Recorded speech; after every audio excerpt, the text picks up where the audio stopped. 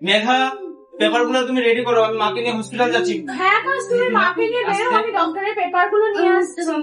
হ্যাঁ, আস্তে আস্তে চলো, দেখি আসতেই পারলো।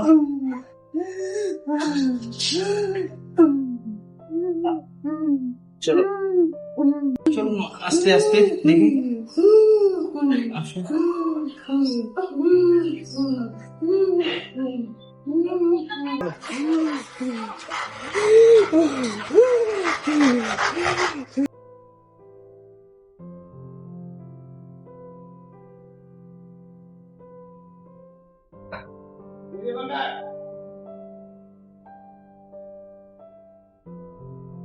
মেঘা, মেঘা,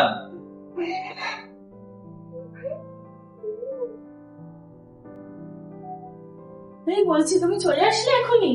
হ্যাঁ এই তো আসলাম। মায়ের অবস্থা কেমন আছে এখন? হ্যাঁ মা ঠিক আছে, নিশাকে মায়ের কাছে রেখে আসলাম, এখন আপাতত ঠিক আছে। ডক্টর বাবু বললো যে মায়ের অপারেশনটা করতেই হবে, 5 লাখ টাকা লাগবে।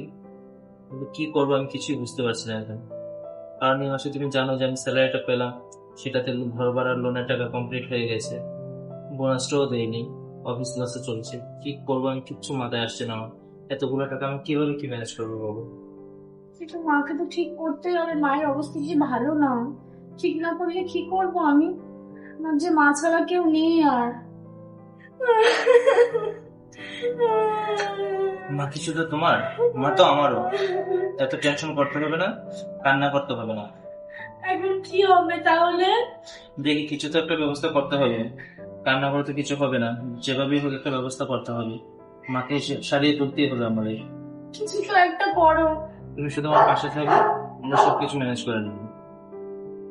কিভাবে সবকিছু করবে? তোমার রকম সমস্যা অফিস দিয়ে, মা এরকম বড় অবস্থা করে কি করবে? আমি তো কিচ্ছু বুঝতে পারছি না। তুমি যে করে হোক কিছু একটা করে মাকে বাঁচাও। আমি দেখছি, আমাকে একটু টাইম দাও। ডাক্তারবাবু তো বলেছে, মাত্র 3 দিনের টাইম দিয়েছে, যে এই 3 দিনের ভিতরে যেভাবে হোক টাকা ম্যানেজ করতে হবে, মায়ের অপারেশনটা করতেই হবে। তো দেখা যাক কি করা যায়। আমি যেভাবেই হোক এই 3 দিনের ভিতরে টাকা তো ব্যবস্থা করেই নেব, আমি কিছু তুমি না পারলে করতেই একটু হবে। লোন নিতে পারো না? একটু না, লোনের ব্যবস্থা দেখো না, যদি লোন নিয়ে যদি কিছু করা যায়। এখন লোন হবে না, কারণ আমাদের অলরেডি একটা লোন চলছে, তুমি জানো। সেই লোনটা এখনো শেষ হয়নি। যেভাবে হোক আমাদের অন্য কোনো ব্যবস্থা করতে হবে, বেশি প্রয়োজন হলে আমাদের বাড়িটা আমরা বন্ধক সেল করে দিবি, এছাড়া তো আর কোনো কিছু নেই। তাহলে পরে একটা কাজ করো, আমার হাতে এই যে তুমি যে আমাকে সোনার চুড়িগুলো দিয়েছো, এগুলো দিয়ে মাকে ঠিক করার না না, ব্যবস্থা করো। তুমি ভাবলে কি বলবো, তোমার গায়ে গয়না খুলে আমি মায়ের চিকিৎসা করবো? এগুলো আমার মায়ের দেওয়া, আমি কখনো এটা বিক্রি করতে পারবো না। তাহলে কি করে ঠিক হবে? তুমি এটা করো না, আমি আমি বলছি। বলছি তুমি শোনো আমার কথা, তোমাকে এত টেনশন করতে হবে না, আমি ঠিক একটা ব্যবস্থা করে নেবো। আমি দেখো দেখি এখানে এখন তো কথা বলে কি হয়, তারপরে দেখা যাবে। দেখো এখন তো মাকে সুস্থ করাটা খুবই দরকার। আমি বুঝতে পেরেছি। সে একটা কাজ করো না, এই যে যে চুড়িগুলো তুমি নাও, ওগুলো নিয়ে আপাতত একটা কোনো ব্যবস্থা করো, বলো। আমি, আমার কথা শোনো, তুমি এই চুরিটা এখন তুমি রাখো, কারণ কি বলতো, এইটুকু চুরি দিয়ে কিছুই হবে না, এতগুলো টাকা আমাকে ঠিক ম্যানেজ করতে হবে। তো আমি দেখি, আমি বসের সাথে কথা বলে নিই, আমার অফিস কলিগদের সাথে একটু কথা বলি, সবার কাছে আমি দেখি কোনো একটা ব্যবস্থা করতে পারি কিনা। আর তাছাড়া তুমি তো আছো, যখন আমার লাগবে তখন আমি ঠিক চেয়ে নেবো তোমার কাছ থেকে। এখন আমার কোনো কিছু প্রয়োজন নেই, এগুলো তোমার কাছেই রাখো। ঠিক আছে, তাহলে তুমি কোনো ব্যবস্থা করো। হ্যাঁ। আচ্ছা বলছি, চলো না কিছু খেয়ে নাও অল্প করে। না না, আমি এখন খাবো না, খুব ভালো টেনশন হচ্ছে। আর তুমি খেয়েছো? হ্যাঁ আমি খেয়েছি। আচ্ছা শোনো না, বলছি তুমি যাও গিয়ে তাহলে ফ্রেশটা হয়ে নাও। হ্যাঁ চলো, আমি একটু ফ্রেশটা হয়ে নিই তাহলে। হ্যাঁ যাও।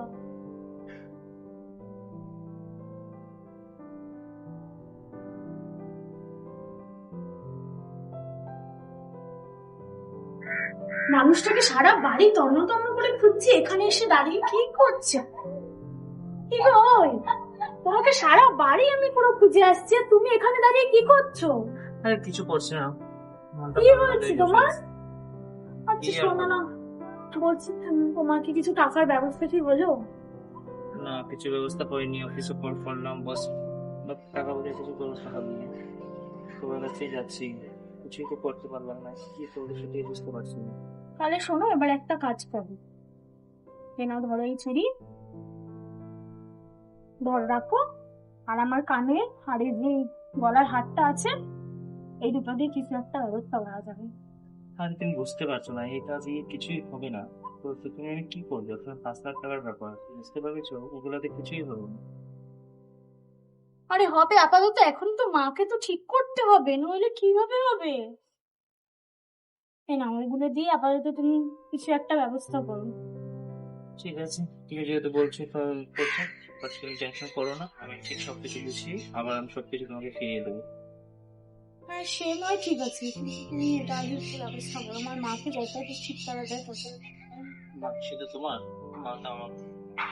আমি যাচ্ছি, তুমি ঠিক কি করা যায়। ঠিক আছে, তুমি দেখো কি করা যায়। ডান ডান ডান। তাহলে শোনো, একটা কাজ করো, এই আমার ছুরিগুলো আমি দিচ্ছি, তুমি এখান থেকে যা পাও তুমি একটুখানি কোনো ব্যবস্থা করে রাখো না বাবা নিয়ে।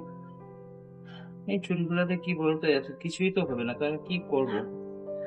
এখন আর কিছু করার নেই, এটা দিয়ে এই মাকে ঠিক করতে হবে।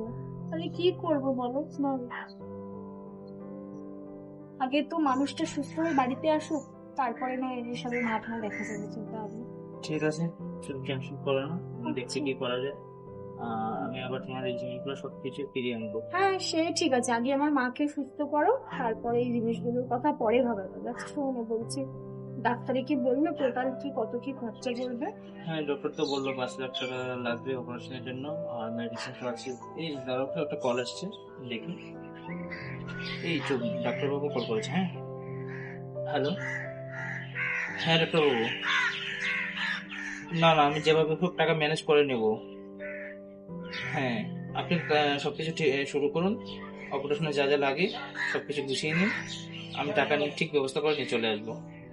হ্যাঁ, ঠিক আছে। ঠিক আছে, তাহলে আমি বিকালের দিকে আসবো। হ্যাঁ, রাখছি দাদা। আরে হসপিটাল থেকে ফোন দিল যে মায়ের অবস্থা খুবই খারাপ, যেভাবেই হোক সেটা 3 দিন বলেছিল তো, বাট আমাকে 24 ঘন্টার ভিতরে টাকার ব্যবস্থা করে নিয়ে যেতেই হবে। আচ্ছা ঠিক আছে, শোনো, তুমি তাহলে কি বিকালে হসপিটালে যাবে? হুম। তাহলে বলছি ডাক্তারবাবু কতক্ষণ টাইম দিয়েছেন? ডাক্তারবাবু তো 24 ঘন্টা টাইম দিল, যে আমাকে 24 ঘন্টার ভিতরে পুরো টাকাটা ব্যবস্থা করতে হবে। হাতে তো বেশি সময় নেই। না। তাহলে চলো নিচে চলো, তুমি তোমাকে যে সোনার জিনিসগুলো দিয়েছি এগুলো নিয়ে গিয়ে তুমি সোনার দোকানে দাও, দেখো কত কি টাকা হয়, তারপরে গিয়ে নয় তুমি হসপিটালে যাও। চলো নিচে চলো। হ্যাঁ চলো।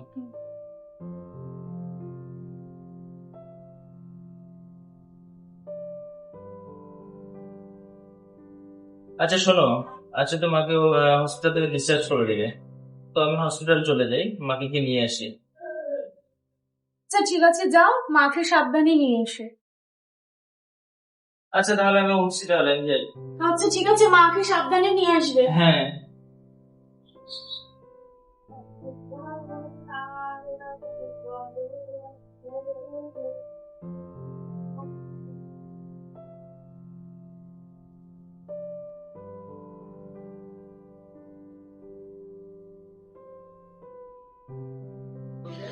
কিরে বোন, এলি? হ্যাঁ দিদি, মা কোথায়? দাদাবু নিয়ে আসছে কালকে মা। ও ঠিক আছে।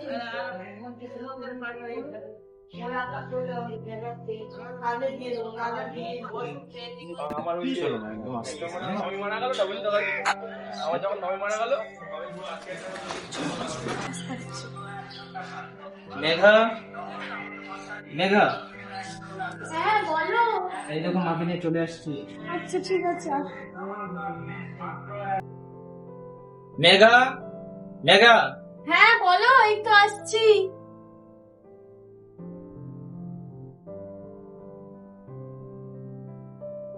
আরে মাকে নিয়ে এসছো? হ্যাঁ। চলো আস্তে আস্তে। ভালো চলো। আছিস মা? হ্যাঁ মা ভালো আছে।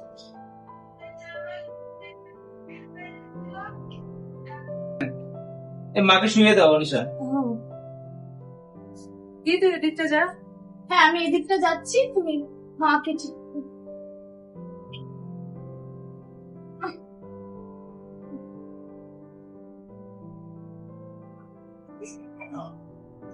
ঠিক আছে তো? ভালো আছিস না তোরা সব?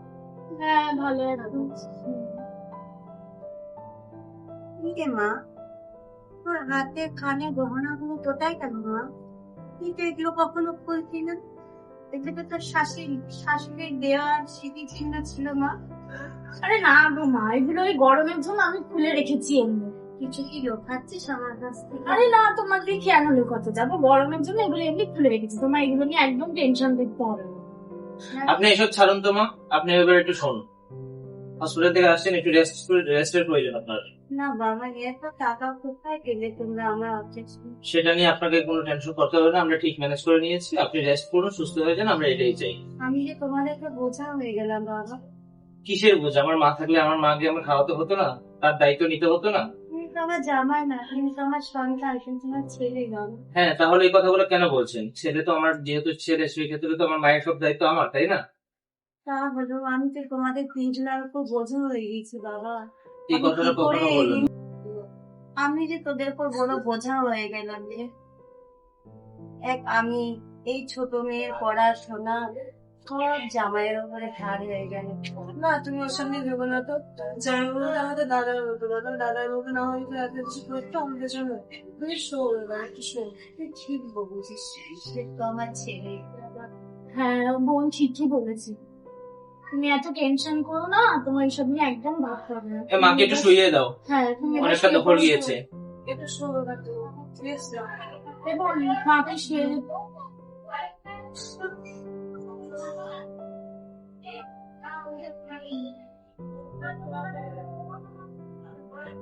মানুষের তো অনেক কয়েকদিন কলেজের ছুটি হয়ে গেল, এখন থেকে তো কলেজটা আবার স্টার্ট করতে হবে।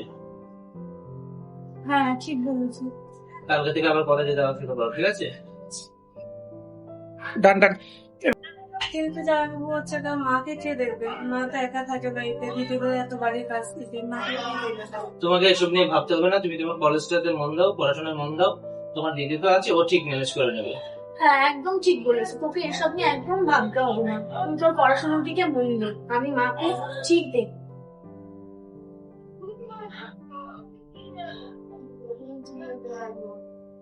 তুই মন দিয়ে পড়াশোনা কর, বুঝছিস? ওসব নিয়ে একদম টেনশন করিস না। আমি তো আছি মাকে দেখার জন্য।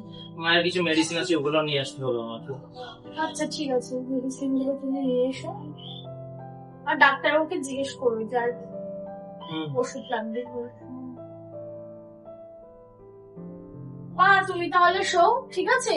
এখন তুই মায়ের পাশে বসে থাক, আমার তো কিছু কাজ আছে, আমি কাজগুলো করে আসি। আর তুই কি কিছু খাবি? আমি তোর জন্য একটু খাবার বানিয়ে নিয়ে এসেছি। আমি তাহলে উঠি, মায়ের মেডিসিন গুলো নিয়ে আসতে হবে। হ্যাঁ তুমি যাও, থাকো মায়ের তাহলে, medicine- আসছি মা। হ্যাঁ ঠিক আছে তুমি যাও, মায়ের মেডিসিন গুলো ঠিকঠাক করে দেখে শুনে নিয়ে এসো। হ্যাঁ। তুই তাহলে মায়ের পাশে বসায়, আমি কিছু বানিয়ে নিয়ে আসছি তোর জন্য।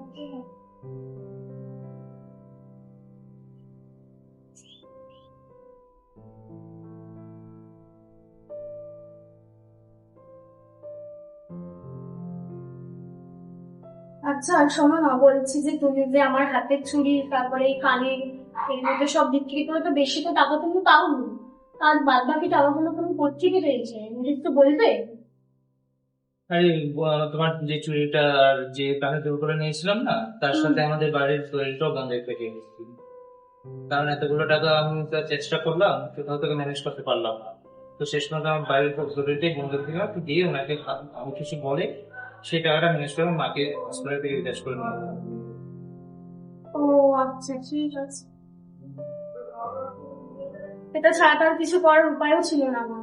না, তোমাকে ওসব নিয়ে ভাবতে হবে না, আমি ঠিক সবকিছু আবার গুছিয়ে ফিরিয়ে নিয়ে আসবো। মা সুস্থ হয়ে এসেছে, এটাই আমাদের জন্য অনেক কিছু। হ্যাঁ সে তো অবশ্যই। ঠিক আছে, এটা আবার পরে ঠিক করা যাবে তো? মানে তুমি যে দলিলটা দিয়ে এসছো, পরে আবার ছাড়ানো যাবে তো? কোনো অসুবিধা? হ্যাঁ হ্যাঁ, কোনো প্রবলেম হবে না। আমি দেখি কিছু একটা করি, ঠিক ব্যবস্থা করে সবকিছু গুছিয়ে নিয়ে আসবো, ফিরিয়ে নিয়ে আসবো। আচ্ছা ঠিক আছে।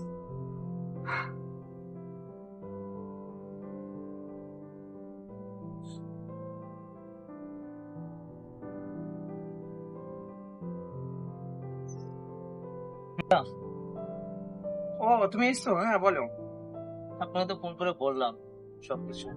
আমার আসলে খুবই প্রবলেম, আমার টাকার খুব প্রয়োজন। আমাকে আজকের ভিতরে যেভাবে হোক আমাকে কিছু টাকা যেভাবে হোক দাদা আমাকে দিল। এইভাবে তো হয় না যে এত টাকা কত নেবে ভাবছো?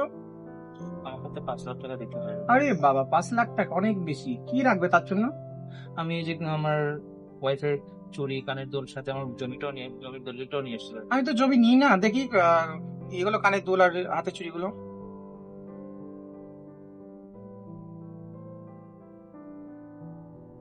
এই যে জমির দলিল। এখানে তো এত টাকা দেওয়া পসিবল নয়, আর জমির দলিল তো আমি নিই না, এগুলো তো দিয়ে যায় পরে একটু নিতে গিয়ে অনেক ঝামেলা আমি করে। ইন্টারেস্ট সবকিছু ফিরিয়ে দেবো দাদা, কিন্তু আমার টাকাটা খুব প্রয়োজন। তা তো বুঝলাম, কি করবে এত টাকা?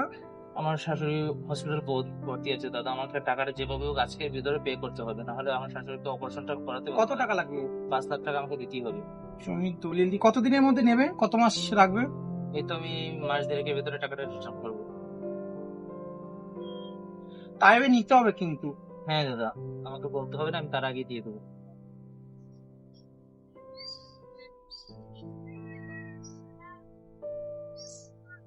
পেপার ঠিক আছে, ঠিক আছে। তা আমি কি অনলাইন করে দেবো? হ্যাঁ দাদা, একটু ক্যাশ তো নেই। ঠিক আছে, তাহলে আমাকে অনলাইনই করে দাও। আমি হসপিটালে পে করবো, তো তোমাকে একটু অনলাইন করে দিলে ভালো হবে। ঠিক আছে, নাম্বারটা বলো, একটু টাইমে নিয়ে নিও, কারণ এইভাবে তো দিই না। হসপিটালের কথা বলেছো তো, তাই দিতে বাধ্য হচ্ছি, নাহলে এইভাবে তো দিই না।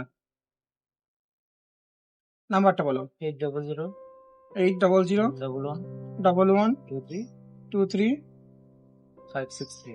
563। ঠিক আছে, দেখো মেরে দিয়েছি, হ্যাঁ চেক দাদা, করে আমি চেক করে দিচ্ছি। ঠিক আছে, ঠিক আছে, একটু তাড়াতাড়ি নেওয়ার চেষ্টা করো। হ্যাঁ আর দাদা, কি বলবো আসছি এখন তাহলে। বিপদ- হ্যাঁ, অনেক ঠিক আছে। ধন্যবাদ দাদা, তুমি আমাকে অনেক হেল্প করো। আরে ঠিক আছে, ঠিক আছে, আসছি ধন্যবাদ। দাদা। আচ্ছা ঠিক আছে।